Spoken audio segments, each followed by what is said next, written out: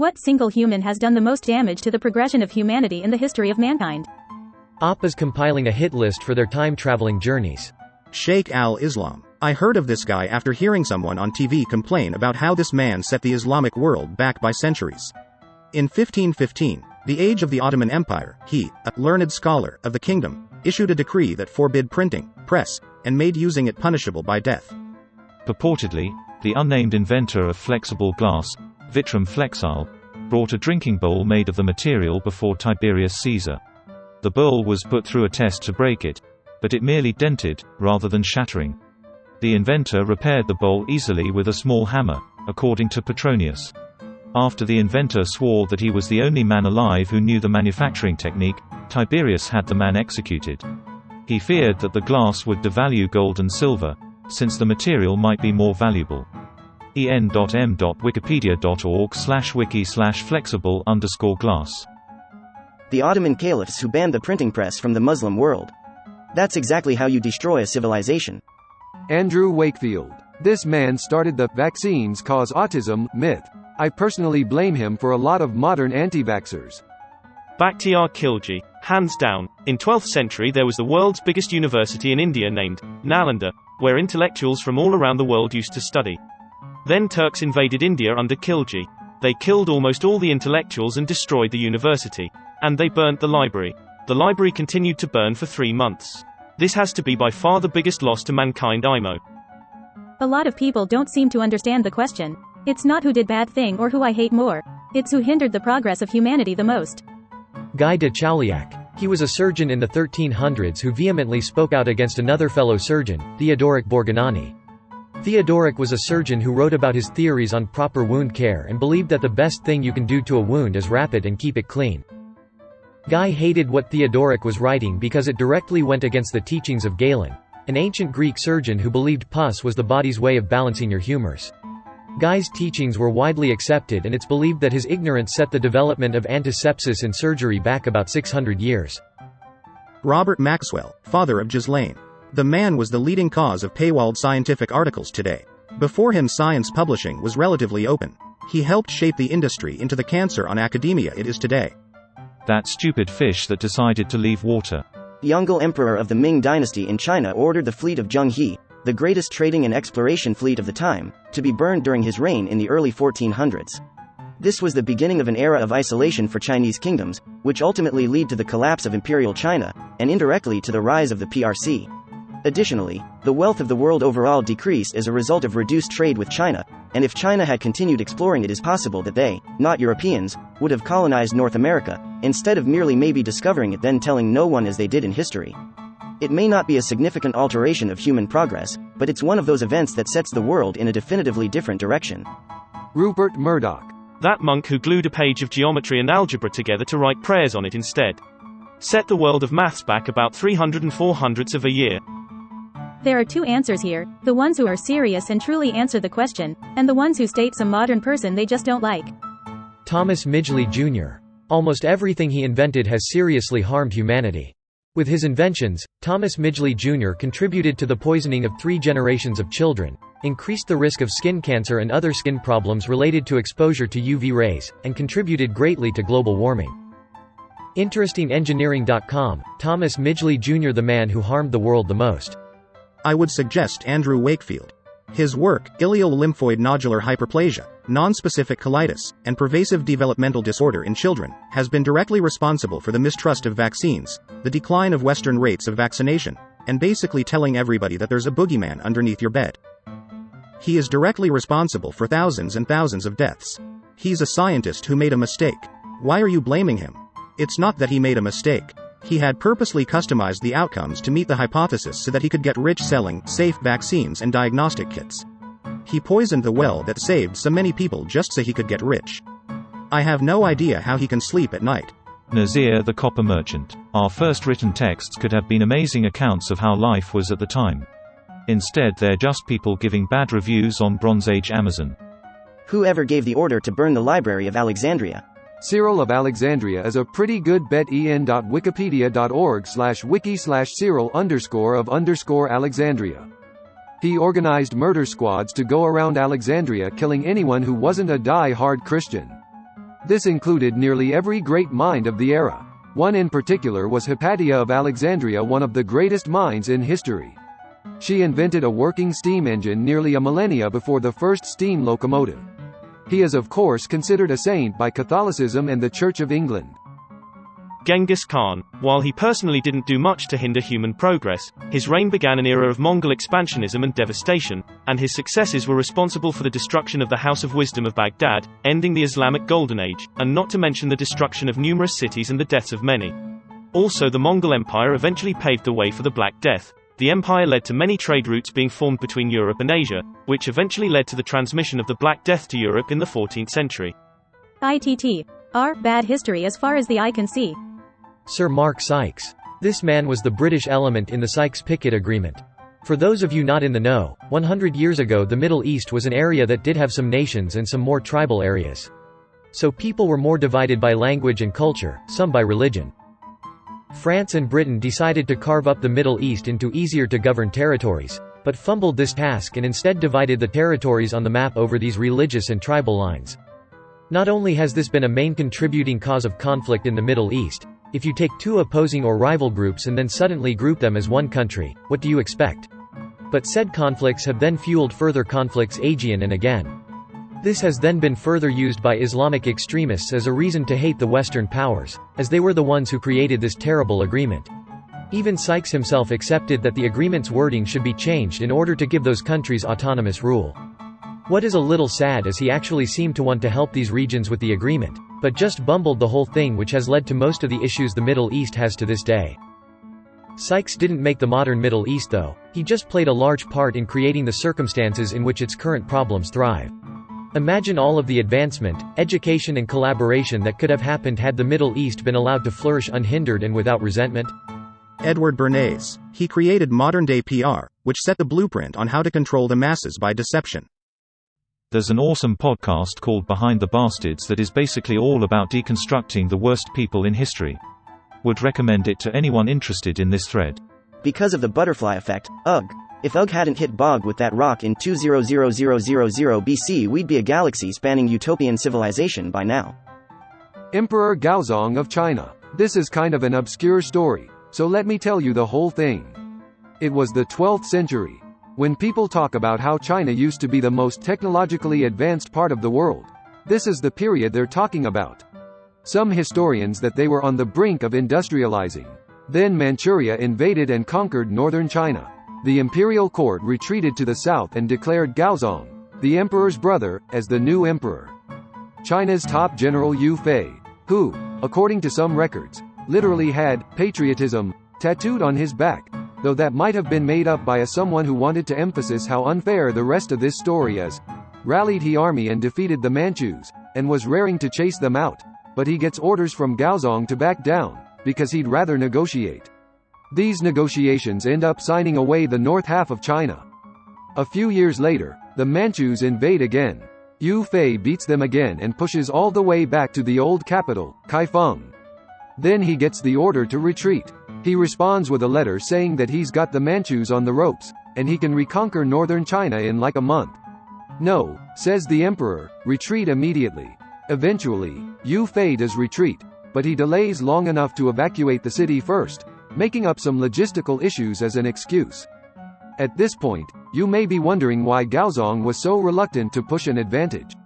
The answer is that his brother was still alive. The king of Manchuria liked to bring him out once in a while and make fun of him. If Yu Fei reconquered China, he might liberate the rightful emperor, and Gaozong would be out of a job. As such, Gaozong was actively trying to throw the war. And he interpreted Yu Fei's delay at the end of this war as meaning that he had reached the point of at least considering going rogue. So as soon as Yu Fei got back, he was arrested, and promptly executed on treason on the ground of error. He might have done something.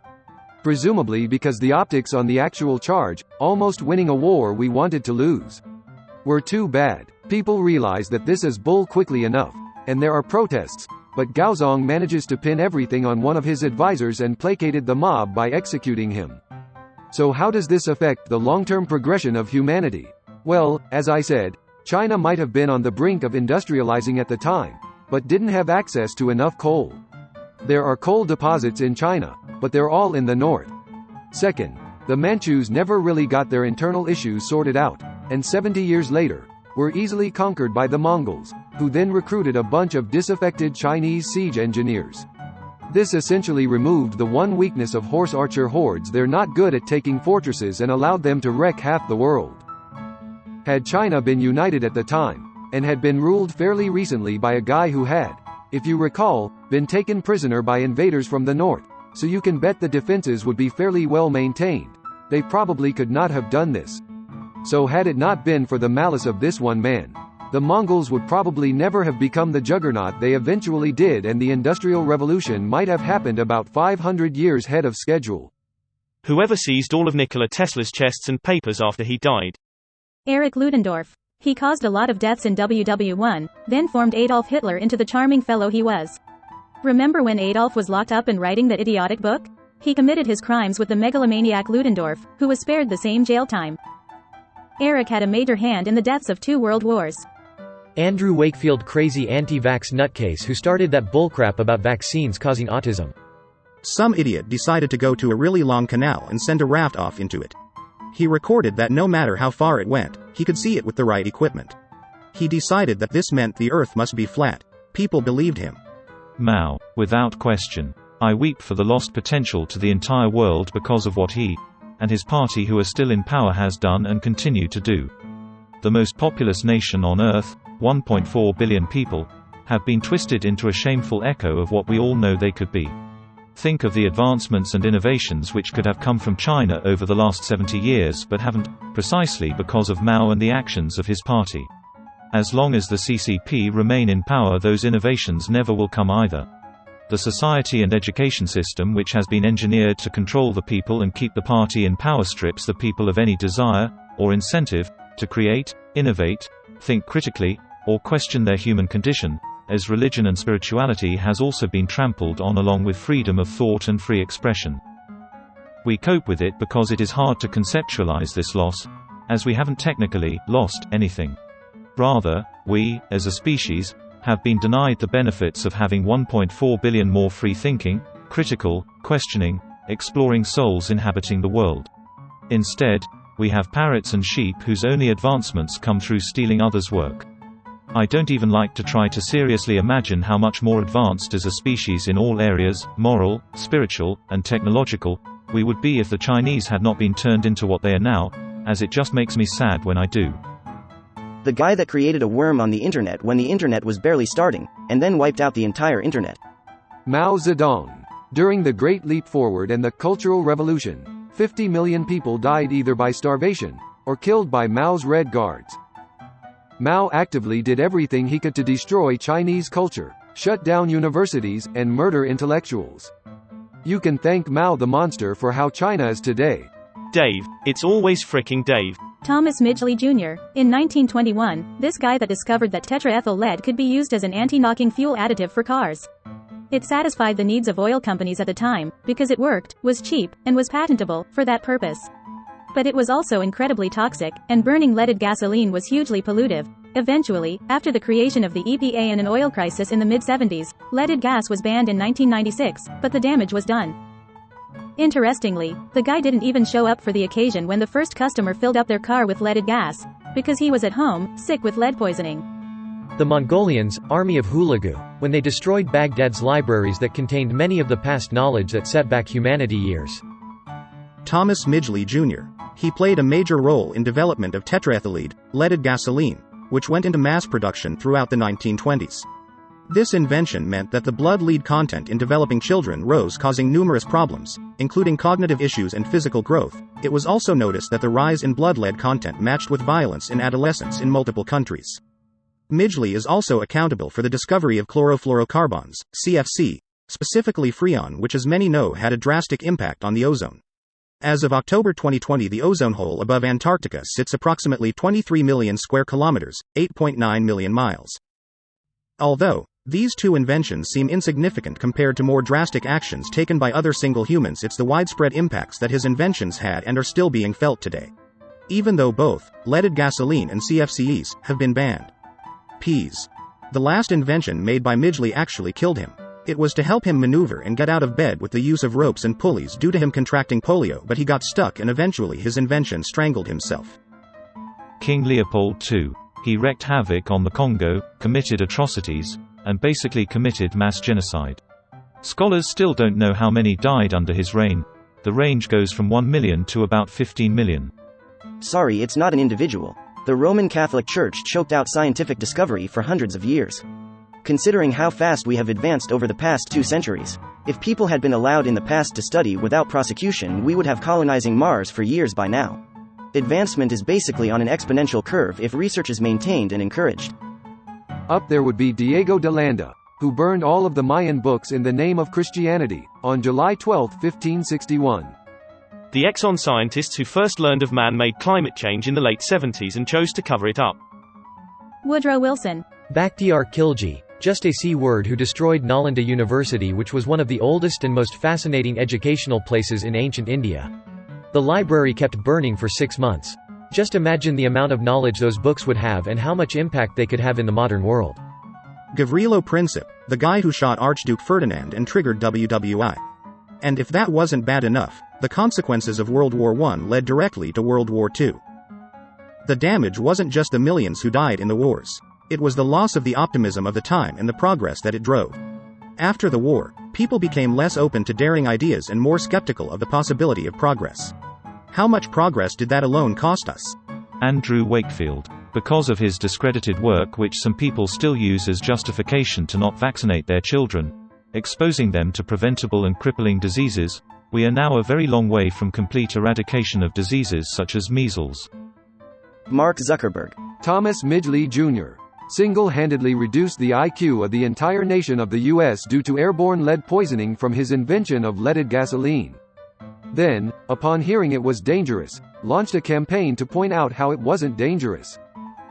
He is responsible for 7 million tons of lead being put into the atmosphere between the years of 1922 to 2000, when leaded gasoline was finally banned worldwide. Not satisfied with his destruction of air quality, however, he then went on to invent Freon, which punched a hole in the ozone layer some 40 years later. Truly, this man's war on human lungs and quality of life is unmatched.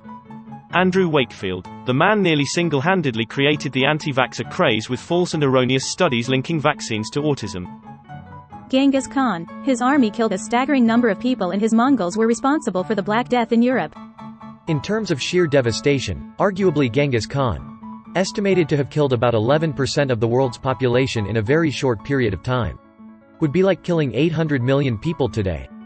You could argue, though, it didn't set the world back that much, given most of the important technological developments happened in last couple of centuries. That society hadn't progressed that much from Genghis Khan to 1,000 years later. So you might want to refine what you mean by progression of humanity. Arguably, that'd be whoever delayed those basic medicines, Industrial Revolution, the most. And in that case, some smug bastard we probably never really knew about who junked a bunch of important findings. I mean, the conquistadors destroyed thousands of years of advancement the Aztecs, Mayans, and Inca accomplished. Imagine where we'd be if they hadn't done that.